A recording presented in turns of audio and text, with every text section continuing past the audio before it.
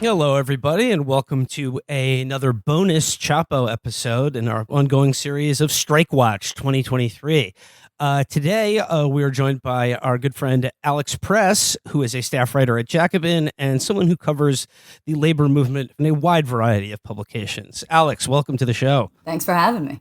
So, Alex, you've been out on the West Coast for a minute now covering a number of different labor actions, but probably the most high profile of them being the ongoing WGA and SAG-AFTRA strike in Tinseltown, USA.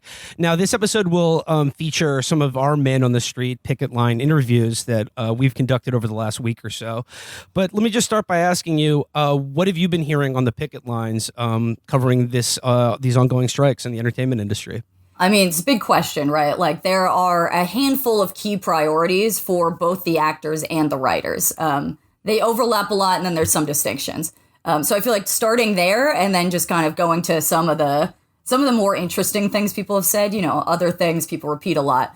But first, AI, right? And so for that, the writers, as people listening to this know, the AI, generated writing for television is awful. You see the posts all the time that just are dog shit. And so really, it's not a huge threat right now for the TV and film writers. They just want regulation on it. They want to be able to make sure it's not being used for rewrites or literary value. For the actors and the performers, AI is a totally immediate threat. I spoke to this woman on the picket line outside of Netflix a few weeks ago. Her name was Stevie Nelson.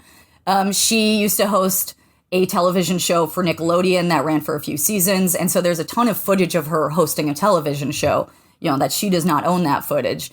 And she talked about, a actual Black Mirror episode where the studio could train an AI on that footage and then have her host shows forever, infinitely, a digital version of Stevie Nelson that saying things she'd never said, doing things she'd never done. So it's, that's like the eye-opening, kind of like shocking thing, but there are more kind of day-to-day things, such as, these background performers and voice performers who are just being, without even realizing it, they've already given up their likenesses. And, when you don't need background performers, that hits SAG's, membership really hard. And then also it hits everybody else. You don't need costume designers if you don't need actors. You don't need makeup and hair, and so on down the line. So that's AI. Hi, my name is Bex Taylor-Klaus. I've been in the SAG union for over a decade now. I think I'm at 11 years. No. I just hit 10 years. I just hit 10 and a half years. I did a video game where they wanted to scan my face, and we actually worked through negotiations where it couldn't be my face because they wanted in the contract basically to own the ownership of my likeness, to own my face. And I wasn't willing to do that. And so they used someone else's face for the character. And that's what I think we're at that point where they want to do that with all of us. They want the capacity to own our faces in perpetuity, and we need to keep that from happening.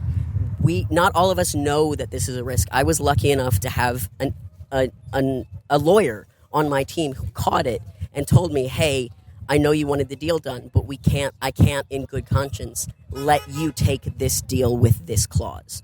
And not everyone is lucky enough to have that. Not every lawyer knows that this is something that's going on right now. Now everybody does. In the last couple of weeks, it's become like common knowledge. But before, in the last couple of years, it's been creeping up on us. And so a lot of people have signed up and gotten scanned, not realizing that that's what they signed away their likeness forever. And so now that we have this knowledge of it, it gives us this chance to fight back and own ourselves. Because that's something Hollywood's always wanted to do, is own its people, and so that they don't have to pay us. They own us. They just get to make money off of us. We need to keep that from happening. Woolmaker, man on the street in the shadows of 30 Rockefeller Center at the WGA East in solidarity with comedy writers, picket line. I'm here with John Hodgman. Yeah, John, that's my name. A lot of the conversation is around AI, and that's very sexy because it's technology, and it's creepy and interesting and scary. And if you mess around with any of the AI, you can see why executives and studios have dollar signs in their eyes, because it's a perfect combination of, like, we can save cost by getting computers to act and write, and also we get to finally tell them you don't count, and you don't, and it's a perfect blend of cost savings and contempt for creatives, right? Like Tim Robbins and Robert Altman's The Player. You know, they finally figured out how to do it. Get rid of the directors and the actors, get rid of them. and the writers. And look, I understand. We are unreliable pieces of shit. We're unreliable. We're temperamental. We're difficult. But I don't think that AI is ever going to write comedy particularly well. And I don't think that AI is ever going to act particularly well. But when you talk about like the younger generation, you start replacing actors with eternal recreations of existing stars. People are going to get exhausted of seeing, like, I love Morgan Freeman, but it's time for new actors. You know what I mean? But in particular, if you start assigning, and it'll happen faster than acting, because I think writing AI is closer now to writing basic dumb scripts. But you start assigning those scripts to AI, though AI doesn't have life experience.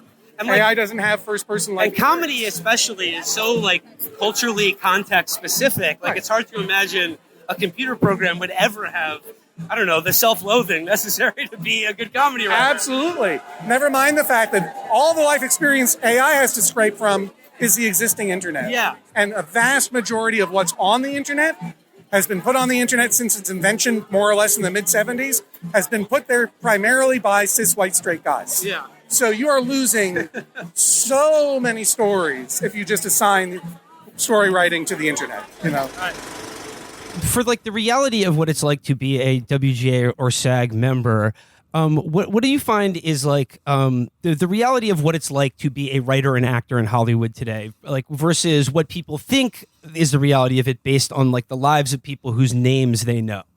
Sure. I mean, the statistic you hear a lot on the picket lines from the actors side, and to be clear, SAG-AFTRA, of the members that are striking right now, it's 160,000 people. So that is not celebrities, right? We do have celeb inflation right now in America. It's a pressing issue, but that is a very small percentage of SAG-AFTRA's membership. They're not all Tom Cruise. So they'll point out that 87% of the membership in SAG-AFTRA does not qualify for its healthcare plan. And that bar, the threshold, is around, I think, $26,000 or $28,000 a year in earnings from acting. So the fundamental kind of answer is that these are people who have other jobs, right? They're waiters, they're flight attendants.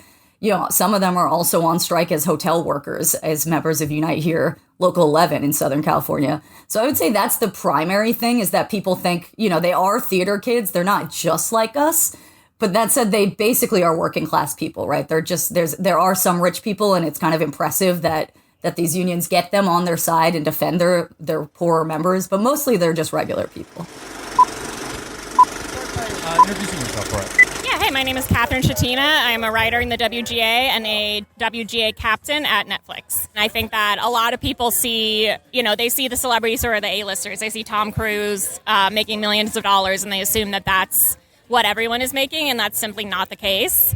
For the vast majority of people who are working in this industry, especially people who are trying to break in, this is a working class industry. And I think that it's a real misconception of what people are actually making. And, for SAG, the cutoff to get healthcare is $27,000 a year, or $26,000 a year. And most members of SAG don't make that. So obviously this is a broader labor issue. I would say that about 1% of SAG-AFTRA members are that elite level that the Hollywood industry has done such a good job of convincing the public all of us are. That's only about 1% of our union. The majority of our union is actually background performers. 86% of union members cannot make the requirements for getting healthcare, for getting SAG healthcare. And this is something that's been going on for a long time. And I think the industry, there's a lot of infighting of the actors are spoiled on set. Well, we get treated as badly as the rest of the crew does behind the scenes. We get the better treatment on set, which is totally abysmal, by the way. All the rest of the crew needs better working conditions. This is something that I want to go to bat for IATSE when it's their turn to negotiate. I guess the big thing hanging over all of this is this cataclysmic shift that's occurred in the entertainment industry that's being called the streaming model, and the rush from all of these the studios and now these monopolistic tech companies to basically blur the lines between production and distribution but like are now doing this in the context of a familiar story to the economy overall. As interest rates get raised, the shareholders of these companies don't just want infinite growth. They want profits. And where's that money going to come from? Well, it's going to come from Xing out labor costs as much as possible. So that hence you get things like AI replacing actors or even writers. Mm-hmm. How have the people you've talked to, like how has streaming affected their bottom line, their month-to-month budget, and just like the job and profession of being an actor or writer? Yeah, so there's a couple things some good examples I got from the picket line from people dealing with this. But first I'll say that, a big part of streaming, and it leads to another of the key kind of proposals for both the actors and writers, is that while you still get a residual, you get an annual residual, it is nothing compared to what people used to get in linear television. A residual is, every time there was your show reran, you would get half of what you were paid for that episode for the first rerun. Then you would get half that for the next. So it actually could add up to quite a lot. Say you made 20 grand for doing an episode of SNL. It reruns in a few weeks or something. You get another 10 grand check in the mail. Similarly, they're you would like, get the 12th guy in the writer's room on like Quincy ME has a house in Malibu today because of residuals. Yeah, it's nuts. I mean, I've been working on a piece for another publication, and just a guy mentioned an SNL writer that he got a check recently, that was substantial, and it was for 25 years ago, a sketch he wrote. So this was really, a substantial part of people's income, and it kept them through because Hollywood, you have droughts, right? You're not always working. There's slow seasons, whatever.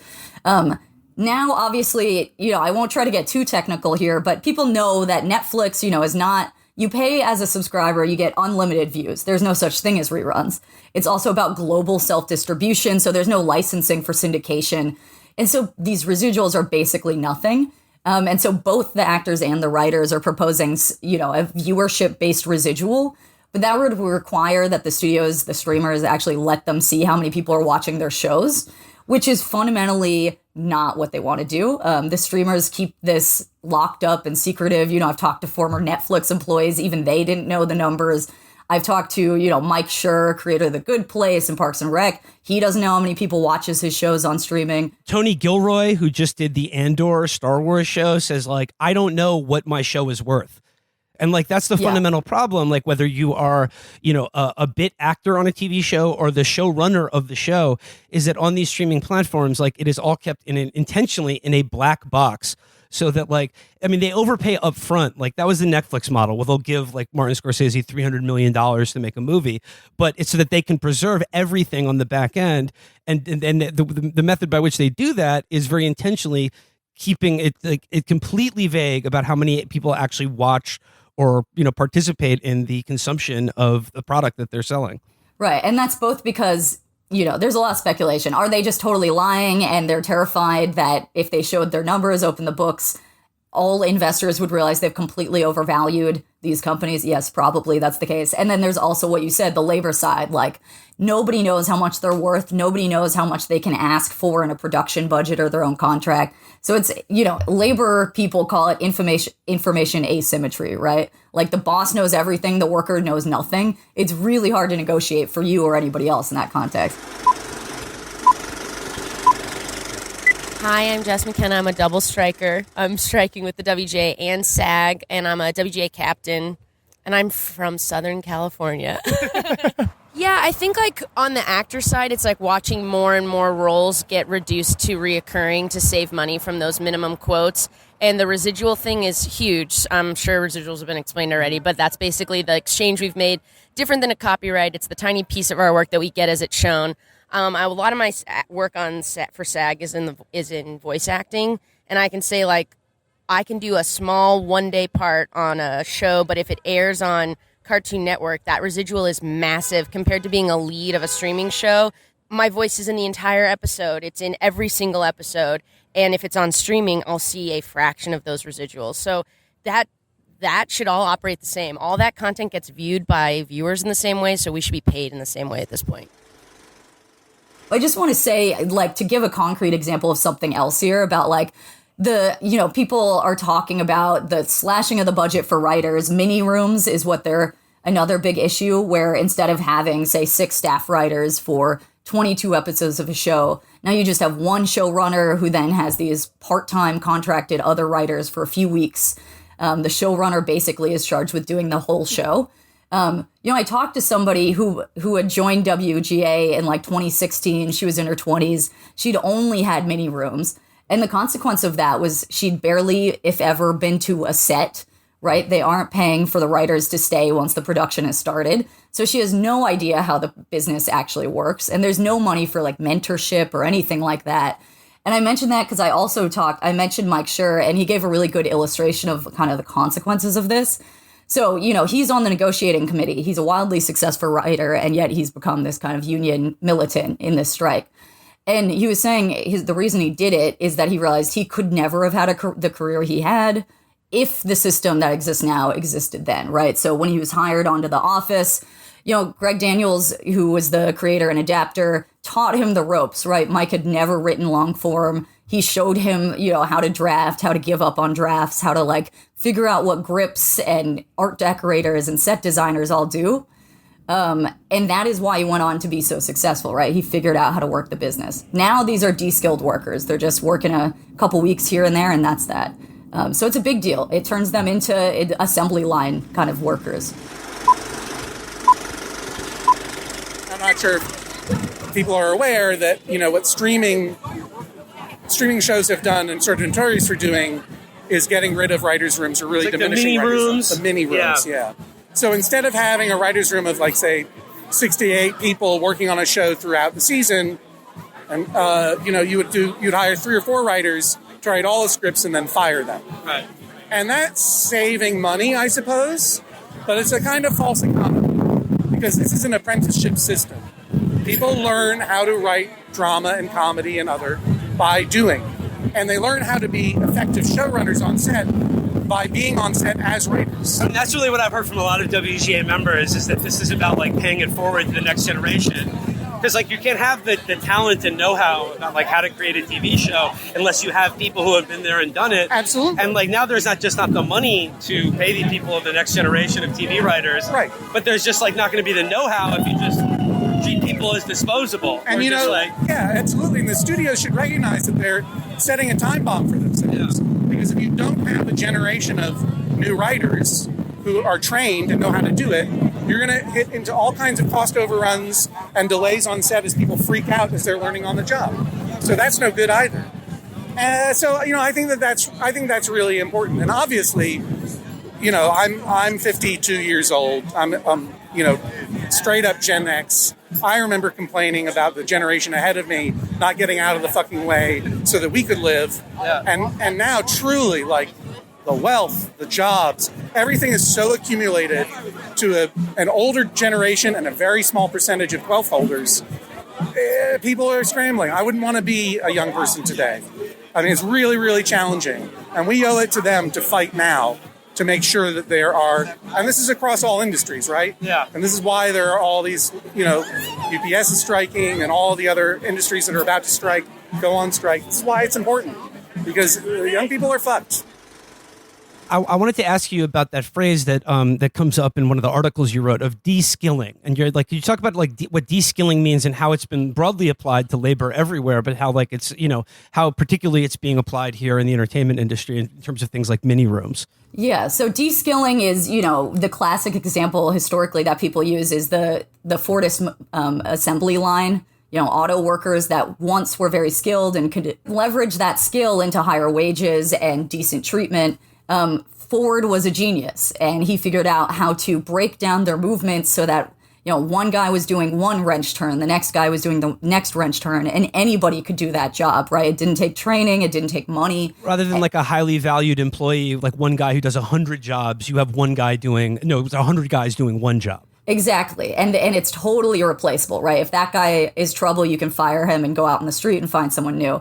And that's basically what they're doing to TV writing. I brought up the Mike Schur example because he went through kind of what the before the de-skilling, what the job looked like. And he was describing, it's not just sitting at a laptop, a computer and typing. It is also, working with people, having mentorship like he had from The Office's creator. It's bringing the script to set and talking to actors and directors, learning how electricians do their jobs. You know, if a camera operator teaches you what a camera can do, you can write that into your script. You can make use of actually movie magic, as you might call it, Will. But without, now you just have kids who are sitting in a room on a 2-week contract typing, and that's it. And anybody could do that, and they're paid so much less. These studios, they're zealously guarding the movie magic. They're just doling out a little drop of it to each of their drones. This is the thing, is my fundamental view here is that if you think the movies and TV shows we get now suck, this is only going to get worse, because now you're basically having, if not algorithms writing them, then people who are like working a day job and then going out and doing, Uber driving. Like, those people cannot produce great shows or films. Yeah, I mean, actually, our friend Elena Smith, who is the creator and showrunner of Dickinson on Apple TV, wrote a really fantastic piece today that I'm going to link to. It's called the Death Spiral of Hollywood Monopolies. And what she says there is that in the mad rush off the digital cliff, these companies transformed Hollywood from a high-wage, high-profit, hits-driven industry into a low-wage, low-profit, subscription-driven one. Unregulated platform capitalism has already chewed up and spat out most of the 20th century's once profitable cultural industry. From music to journalism to books, people often blame the internet for this rampant destruction of livelihood, as if technology itself were some kind of demon. I think it's a really concise summary of the forces at play here in this strike. But I think again about AI, and the invocation of AI and the threat of it is real. But is this just another way in which a technological innovation arrives, and then it arrives, but at the same time it just becomes a name that employers and owners of capital will just use as the excuse for what they were going to do already, which is zero out labor costs as much as possible? I mean, yeah, definitely. That's what so many technologies have been used for, whether in film and television or elsewhere, right? Is well, we'll pretend that, we had no choice. This is just technological advancement. It just gives them one more kind of structural thing to point to, so they can say, well, look, the competition was going to do it too. I mean, it's a very clear decades-long trend here to undermining labor. And previous technological developments did that too, right? I mean, writers have struck, especially in Hollywood, over the past, century, over largely technological advancements. They had to go out and strike to win any residuals. They had to win, money from VHS and DVD. This is always, any technology in the hands of the employer is used as a wedge to kind of hurt the worker. And I think AI is just that. I mean, it's ridiculous to imagine that AI is going to write a TV show. But what if the boss can say that, well, I'll use AI unless you accept lower pay? Then you might accept lower pay. I think that what's at stake here, honestly, is this as a real livable career. I think the way that things are going, it's increasingly pushing into something that's much more like a gig economy, where you work maybe 7 weeks out of the year, which is obviously unsustainable and impossible to make a living wage.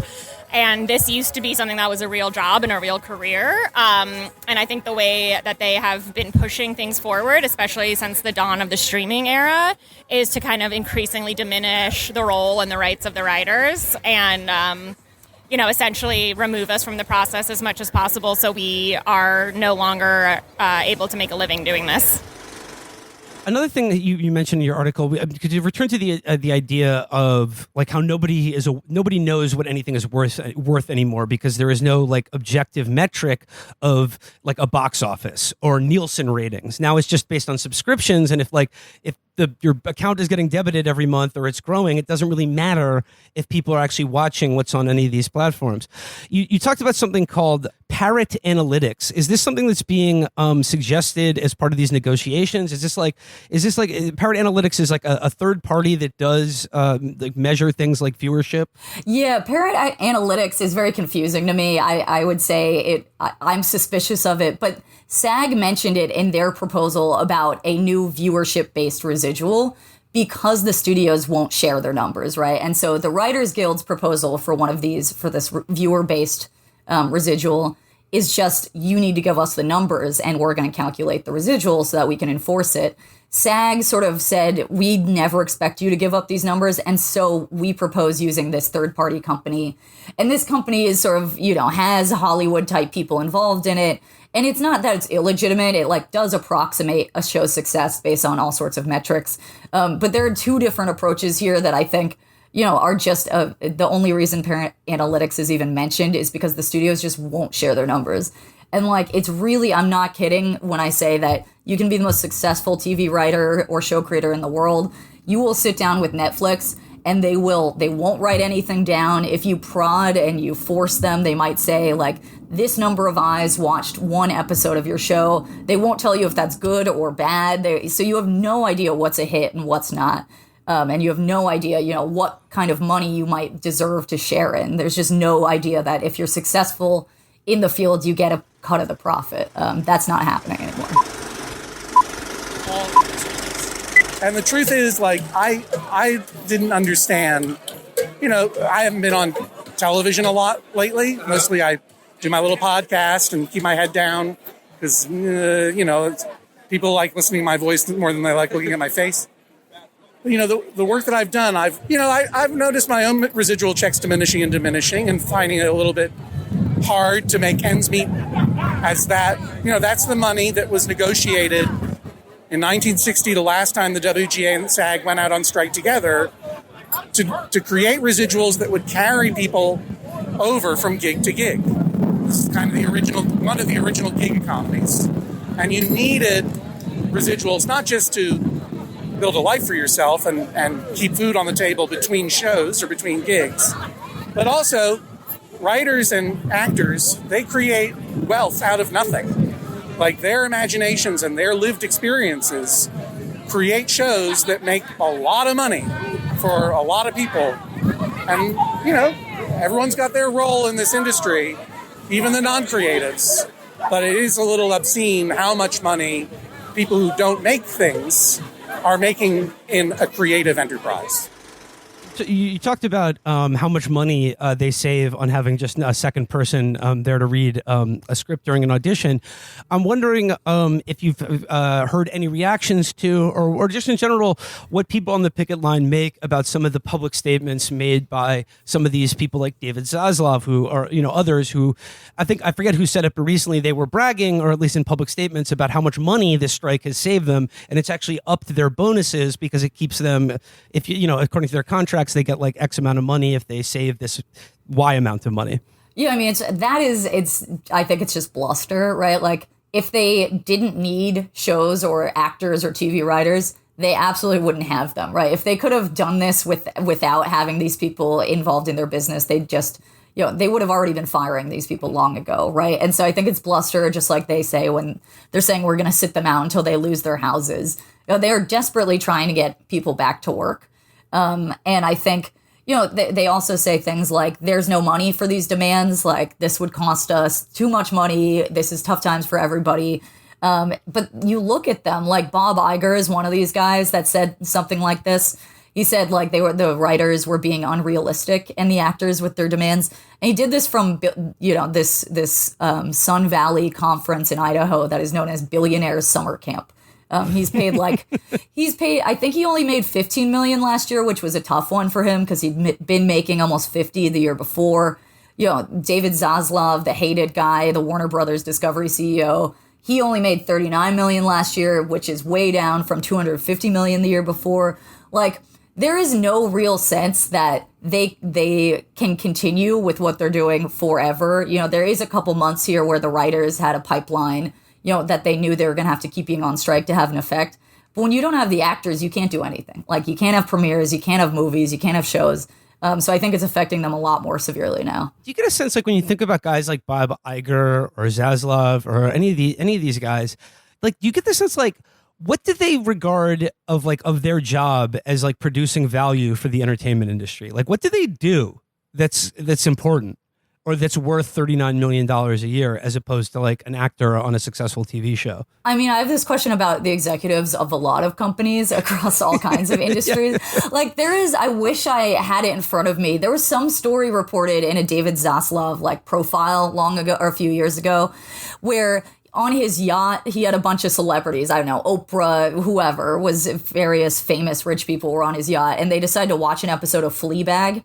And there was some sort of scene that was like obscene, some kind of sex was going on. I can't remember what exactly. And he paused it and said, "We can't watch this." And then the group was like, "No, let's watch it." And he had them hold a vote about whether they would skip the scene or they would watch it, but they can't talk to each other or something. Like, this guy hates film and television. He doesn't like movies. He doesn't like movies. This stuff. And so his job is just to be like sitting around in the mountains and on the yacht and knowing everybody and wining and dining people and also being a punching bag right now. And so that's what these guys do. And also it's what they've always done. And often these guys, I mean, Zaslav's a little different, but the comparison from the past is like everybody knows the big studio heads in Hollywood were always evil. Yeah, Louis B. Mayer, Daryl Zanuck, but they loved the pictures. They loved pictures. And these guys clearly hate pictures. And so what that means, I couldn't tell you. But it obviously concerns the people who really love what they do. And that's why they went to work in film and TV. So that's what's going on here. I think that what's at stake for the industry is the entire industry right now. We are not being run by creatives. We're being run by people who only care about numbers, and they only care about those numbers if those numbers mean money. They don't care about the human beings creating the content. They don't care about the art that we are creating. They only care about whatever money they can get from whatever art we're creating. And we need to change that. We need to put power back in the hands of the creatives. We need to have creativity be at the forefront of our media. We need to have, industry and quantity take a back seat in the name of quality. And right now, it's the complete opposite. We have people in charge who want to fill their own pockets. They don't care about the art that's being created, and they care even less about the artists who are creating that art. They make money off our art, and we get paid absolutely nothing for it. We often feel like we are making incredible art in spite of the conditions that they're pushing.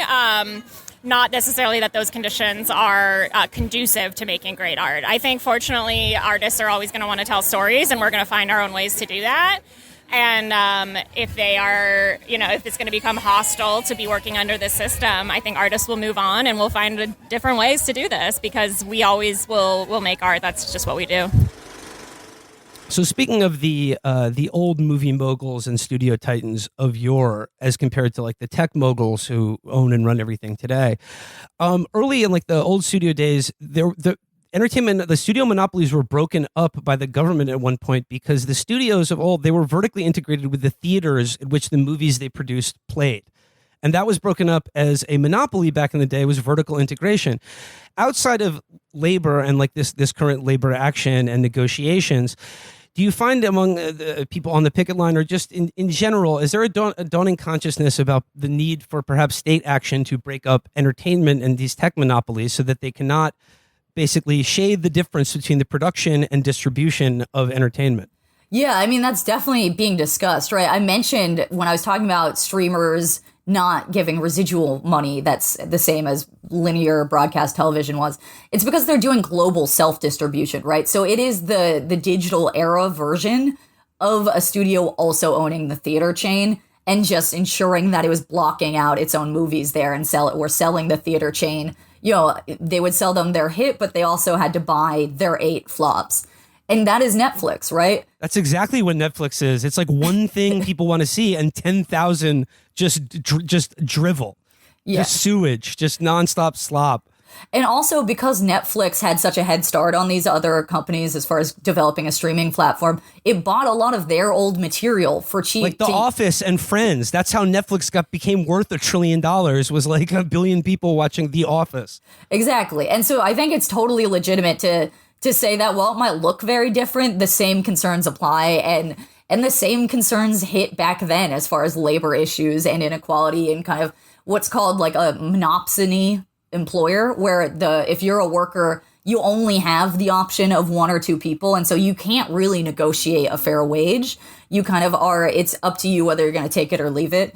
I feel like one could argue that is now starting to happen in Hollywood.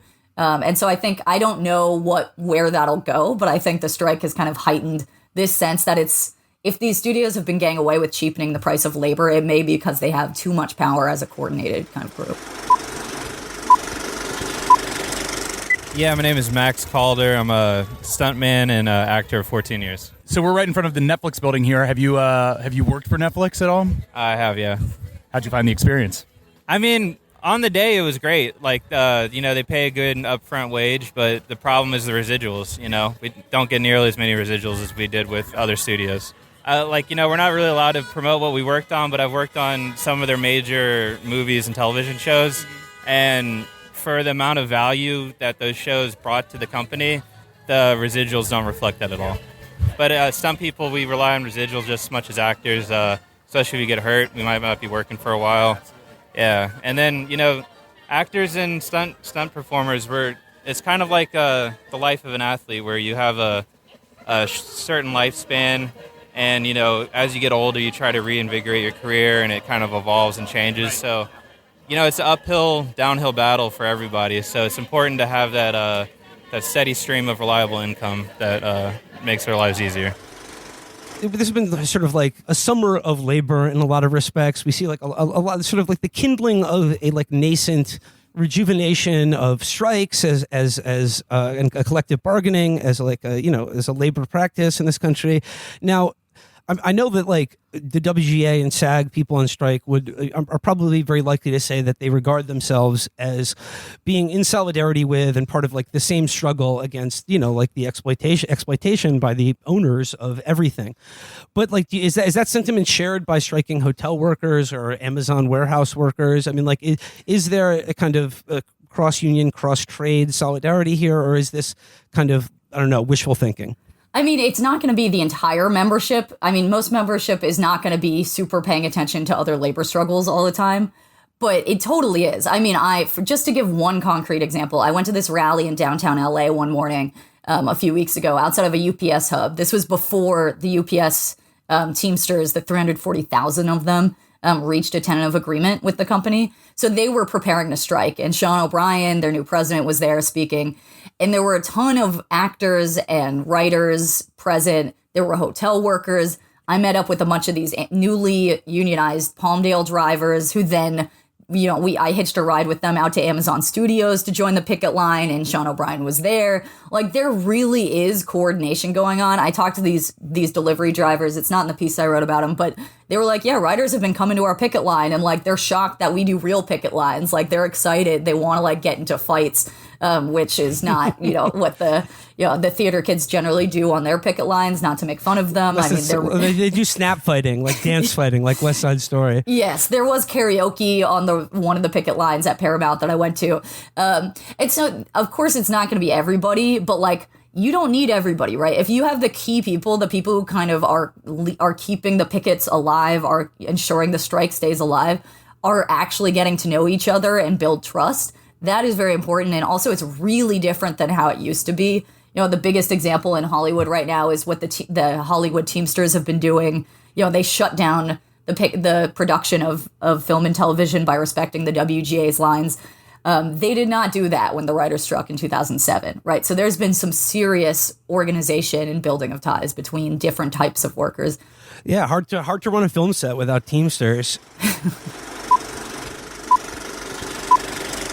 When we were picketing WGA, we were actually shutting down productions. And that was really intense and cool and good because it was a show of force and power and union solidarity. Obviously, IATSE and the Teamsters and all the other unions that are being affected by this work stoppage, having them stand in solidarity and refuse to cross our picket lines really reminded us, and I think, frankly, upped our game, that this is one part of a major labor movement in the United States. It's long overdue across all industries. First of all, I think it's engendered a sense of solidarity with the entertainment industry that now we've seen the Teamsters stand with us. We want to stand with them. A lot of us were at those rallies.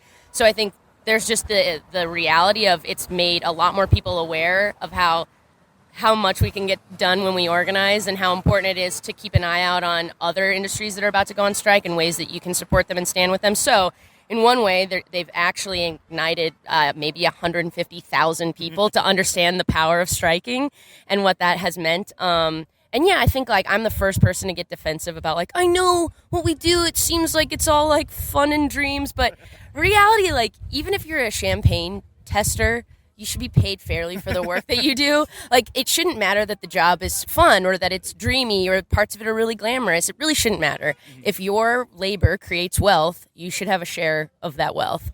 What we always say is if you have a boss, you are a worker. So we are part of the labor movement. And when labor stands up like this, it's a win for labor everywhere because we are setting a precedent that you deserve to be paid fairly, you deserve to be compensated. If the work you're making is profitable, you deserve to share in the profits. And that goes for everybody in every single industry. So I think that, we are in a time where the wealth gap between the 1% and the 99% are increasing rapidly. And it seems like, CEO pay has gone up 1,000% in the past 70 years or so, and worker pay has gone up 18%. So that wealth divide is unacceptable, and that's in our industry, and that's in every industry. So it's the same fight.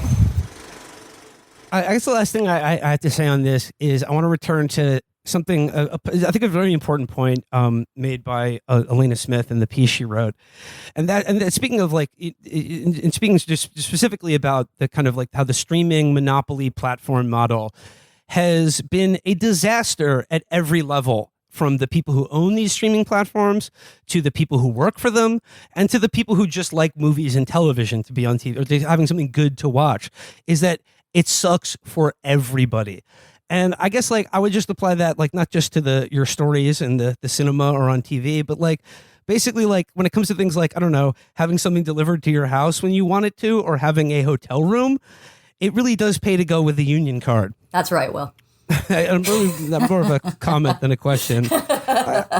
Any final thoughts, Alex? No, I think you asked me quite a bit. I wish I was still in LA. There's like a whole new strike that has started today of the city workers, 11,000 of them. But there was only so many days I could be writing beside a pool before I felt like I had to go back to New York and sit in my tiny apartment. I will be taking your place tomorrow. Nice. Well, safe travels. Alex Press, if people would like to find some more of your coverage or writings, where should they go? Well, I guess the best way to do it is you could follow me on Twitter or Instagram at AlexNPress. Most of my writing's at Jacobin Magazine, but some of it is elsewhere, so I'd follow me on social media.